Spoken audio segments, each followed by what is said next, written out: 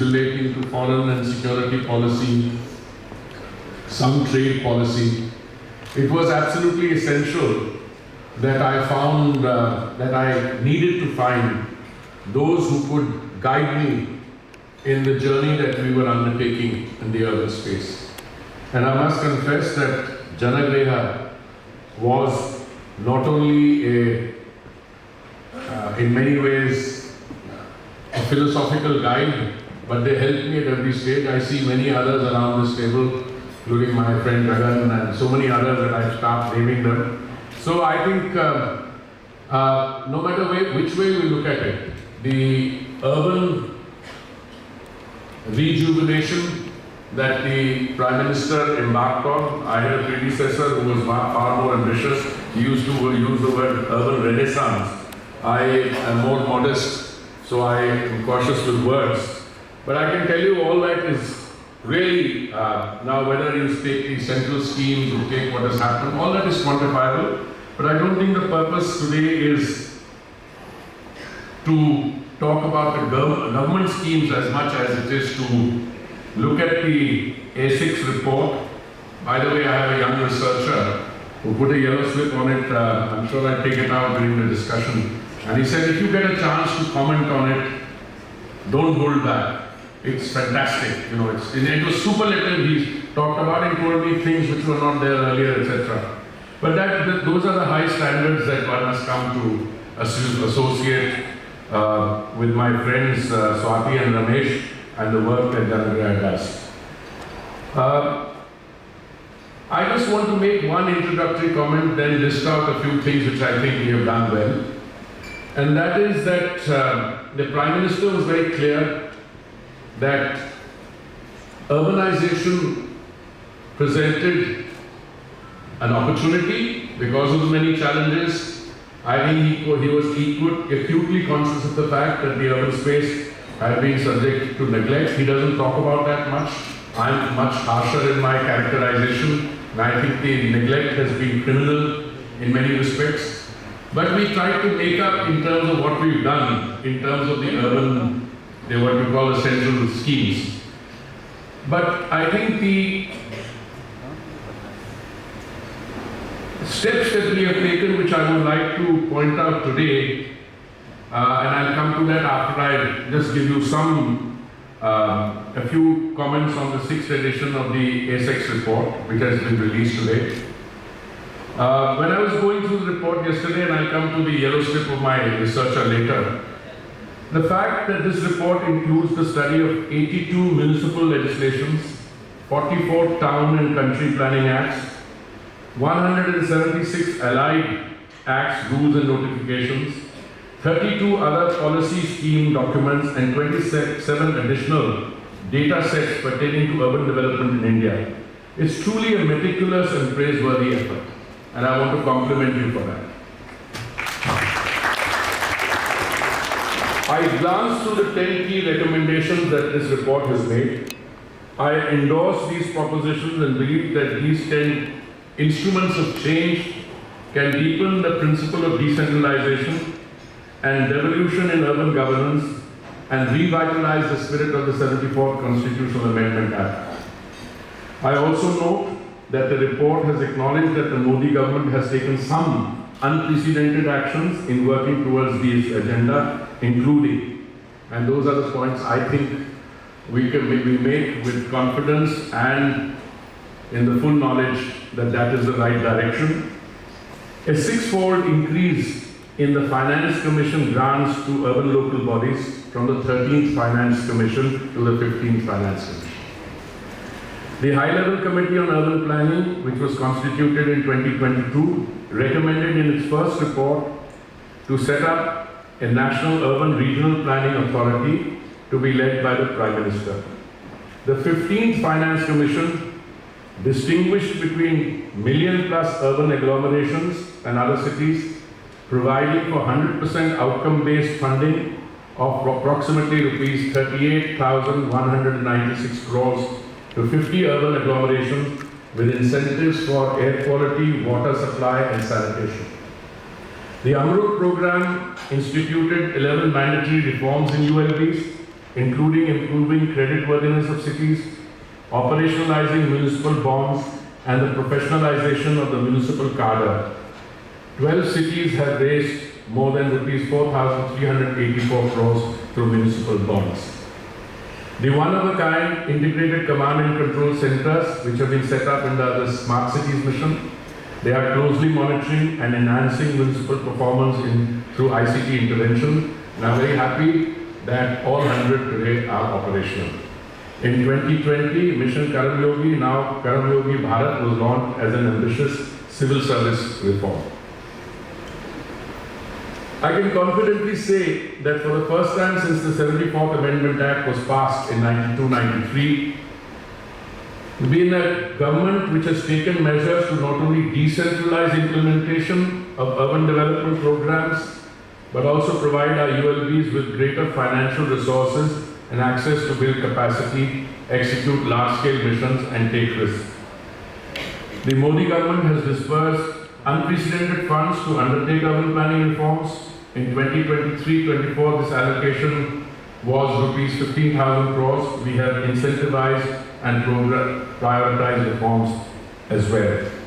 Before I list some of those reforms, I should like to remind you, and through you remind myself, that the total spend on the urban space, which is the cumulative amount of money which was dispersed through the central projects in the 10 years between 2004 and 14, was something like 1,57,000 crores.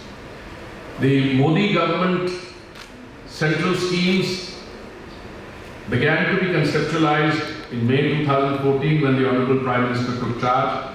But most of these schemes actually saw the light of day and implementation from June 2015. This is true of almost all the schemes, which means we have had 8 years and a few months of implementation, and the spend has gone up from 1,57,000 crores to nearly 18 lakhs crores. So if you said 11 times or 12 times spend, and as we speak every day, these schemes are nearing maturity or maturation. I think the time has come, and already some of these are being reconceptualized to take them forward. But I should come back to my notes. What are we doing, the government, in terms of making our cities water secure, transit-oriented development, adoption of transferable development rights, integration of blue and green infrastructure through nature-based solutions, affordable housing to in-situ rehabilitation, increased capacity building and recruitment, GIS-based master planning, and online building permission system.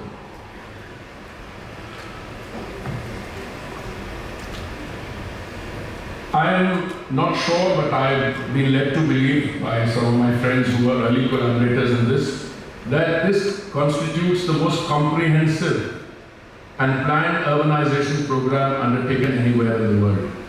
And I think the comprehensiveness of this program also speaks to the fact that you started with ad hoc measures earlier. So you were able to aggregate those and then scale them up. In the Pradhan Mantri Awas Yojana Urban, with which I have the privilege of being associated, it was based on demand assessments which came from the states. Our original demand assessment was around 1 crore. We raised it subsequently to 1 crore 12 lakh.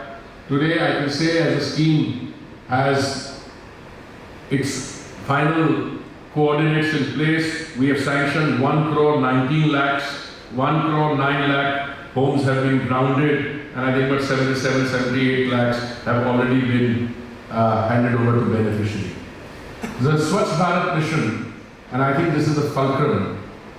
When the Honorable Prime Minister assumed responsibility in 2014, the total amount of waste which was processed was, according to official statistics, around 16-17%.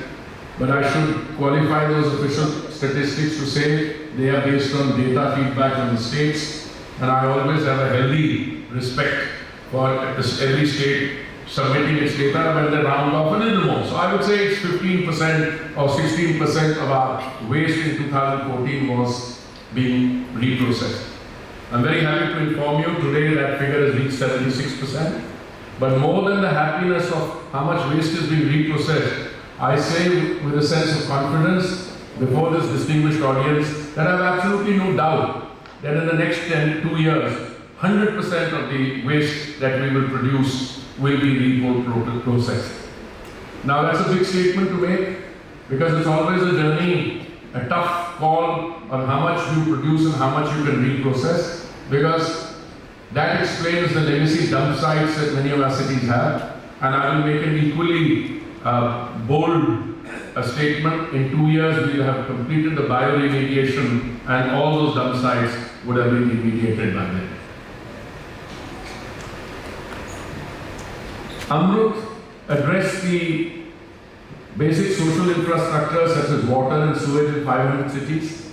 These were cities with a population of 1 lakh and above. We provided more than 1.72 crore water tap connections and 1.35 crore sewer connections.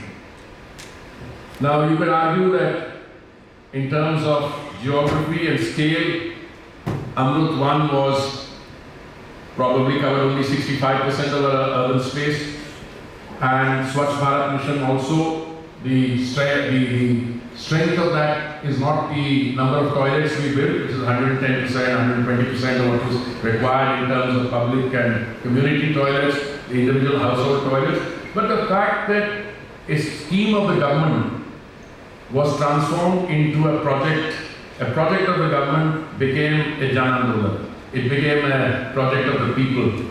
And I think it's that spirit which speaks to its success even more eloquently. But again, we didn't stop there. As soon as Swachh Bharat Mission 1 and Amrut 1 were nearing completion, we produced the Rev 2.0, and the resources for Swachh Bharat Mission 2.0 and Amrut 2.0 is a whopping 4,71,000 crores. Now, these resources will take our cities from ODF plus to ODF plus plus, make them water secure, and a host of other things which we are doing.